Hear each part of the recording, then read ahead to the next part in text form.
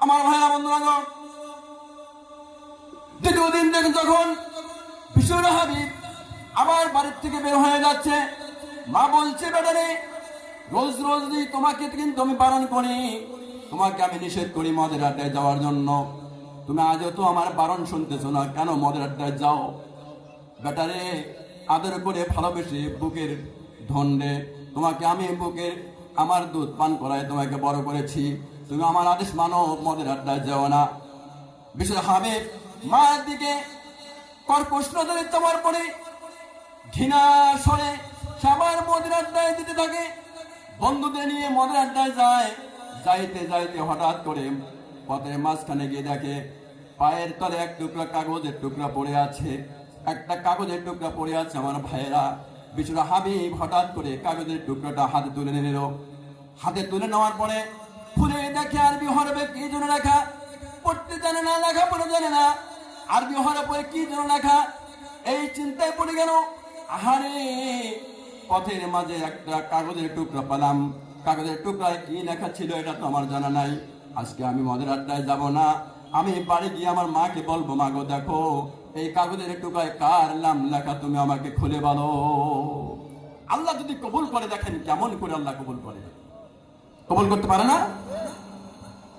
Oman আহসানু قولا ممن دعا إلى الله وعمل صالحا وقال إنني من المسلمين الله أكبر।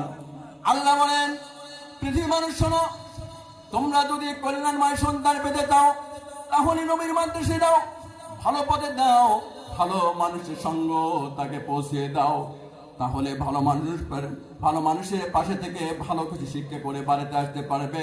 জীবনে ওই ছেলে কখনো মদের আড্ডায় যাবে না। এজন্য আমাদের আমলে সদা করতে হবে, তাহলে আমরা কল্যাণময় একটা ভালো সন্তান পেতে পারি। আমার ভাইরা বন্ধুরা, বিশুর হাবিব বন্ধুদের বলে রেখে বলে, ও বন্ধুরা তোমরা চলে যাও মদের আড্ডায়, আজকে আমি মদের আড্ডায় যাব না। বন্ধুরা ফিরে তাকিয়ে বলে, বিশুর হাবিব কেন যাবে না বলো? বলছে, না না আমি আজকে যাব না, তোমরা চলে যাও, আমি আজকে বাড়িতে ফিরে যাব। এই কথা বলার পরে বিশুর হাবিব পিছন ফিরে বাড়ির দিকে রওনা দিয়ে চলে যায়। আমার ভাইয়েরা, বিশুর হাবিবের মা ঝোপের আড়াল থেকে দৃশ্যটা দেখছে, ছেলে চলে গেল। আমি বারবার নিষেধ করার পরে বিশুর হাবিব কর্ণপাত করল না, মদের আড্ডায় চলে গেল। আল্লাহ গো, তুমি তো আমার নামাজের হারাতেই বলেছো, আমি তোমার দোয়া কবুল করেছি বান্দি, চিন্তা করো না বিশুর হাবিব কোনোদিন আর মদের আড্ডায় যাবে না। তাহলে কি আমার দোয়া তোমার দরবারে কবুল হয় না? আল্লাহ বলছে কবুল হয়েছে। দেখো কাহিনীটা লক্ষ্য করে দেখো। আমার ভাইয়েরা বন্ধুরা, বিশুর হাবিবের মা ঝোপের আড়াল থেকে চেয়ে চেয়ে দেখে বিশুর হাবিব মদের আড্ডায় যায় না, মদ খেতে যায় নাই, দৌড়ে দৌড়ে বাড়ির দিকে আসতেছে। মা অম্লান বদনে তাকিয়ে আছে, হারে তাহলে বোধ হয় আমার আল্লাহ আমার দোয়া কবুল করেছে। আল্লাহ কবুল করতে পারে না? আল্লাহ আমার দোয়া কবুল করেছে বলেই তো বিশুর হাবিব আজকে ফিরে আসছে। হঠাৎ করে এসে বলে, মা গো আজকে আমার মদের আড্ডায় যাওয়া হলো না। মা বলে, কেন বিশুর হাবিব কি হলো, কেন তুমি গেলে না? বিশুর হাবিব বলে, মা গো যাইতে যাইতে পথের মাঝখানে এই যে এক টুকরা কাগজের টুকরা পেয়েছি মা গো, এই কাগজের টুকরা খুলে দেখি আরবি হরফে কি যেন লেখা হয়ে গেছে। মা আমি তো জীবনে মাদ্রাসায় যাই নাই, মাদ্রাসায় পড়ি নাই, যার জন্য বুঝি নাই। মা গো বলো এই কাগজের টুকরায় কার নাম লেখা রয়ে গেছে, এটা জানবো, তারপরে আমি মদের আড্ডায় যাব। বলুন সুবহানাল্লাহ, সুবহানাল্লাহ, সুবহানাল্লাহ, সুবহান আল্লাযী আমার বানাইছে রে আল্লাহ কবরের আসামি। বল আল্লাহু আকবার।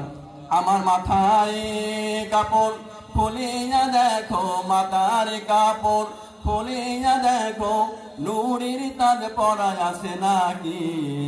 রসুলকে জিজ্ঞাসা করো, রসুল আমার জামিন নাই নাকি? বলুন সুবহানাল্লাহ, সুবহানাল্লাহ, সুবহান আল্লাযী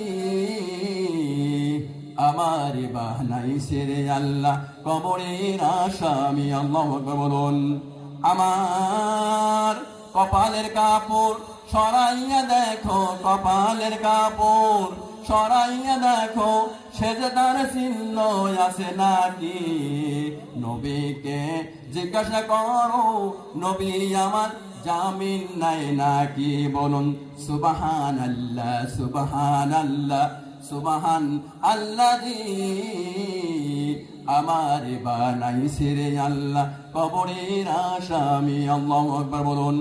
আমার ভাইরা বন্ধুরা গো, বিশুর হাবিব বলে মাগো, এই যে কাগজের টুকরো আরবি হরফে কি জন্য লেখা, এইটা তুমি খুলে পড়ে আমাকে শোনাও।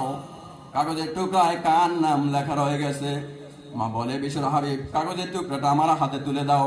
বিশুর হাবিব মার হাতে কাগজের টুকরা তুলে দিয়ে দাঁড়িয়ে থাকে। মা জননী লেখাপড়া জানতো, কোরআন শরীফ পড়া জানতো। বিশুর হাবিবের কাছ থেকে কাগজের টুকরাটি নেওয়ার পরে সুন্দর করে ভাঁজ খুলে দেখতে পায় ওই কাগজের টুকরায় মহান প্রভুর নাম লেখা। বলুন সুবহানাল্লাহ। আর বলুন, জোরে বলুন না সুবহানাল্লাহ। আমার ভাইরা বন্ধুরা, বিশুর হাবিবকে বলে, বাবারে ও আমার কলিজার টুকরা ধন, বিশুর হাবিব শোনো, এই কাগজের টুকরায় আর কারোর নাম লেখা নয়, লেখা নাই, লেখা রয়ে গেছে যে প্রভু তোমাকে বড় করলো, জন্ম দিল, পৃথিবীতে জন্ম তো গ্রহণ করার সুযোগ দিল, যে পৃথিবীতে তোমাকে কথা বলা শিখাইলো, বুদ্ধি দিল, জ্ঞান দিল, বড় করলো, সেই প্রভুর নাম এই কাগজের টুকরা লেখা রয়ে গেছে। বলছে এই কাগজের টুকরা লেখা রয়ে গেছে বিসমিল্লাহির রহমানির রহিম।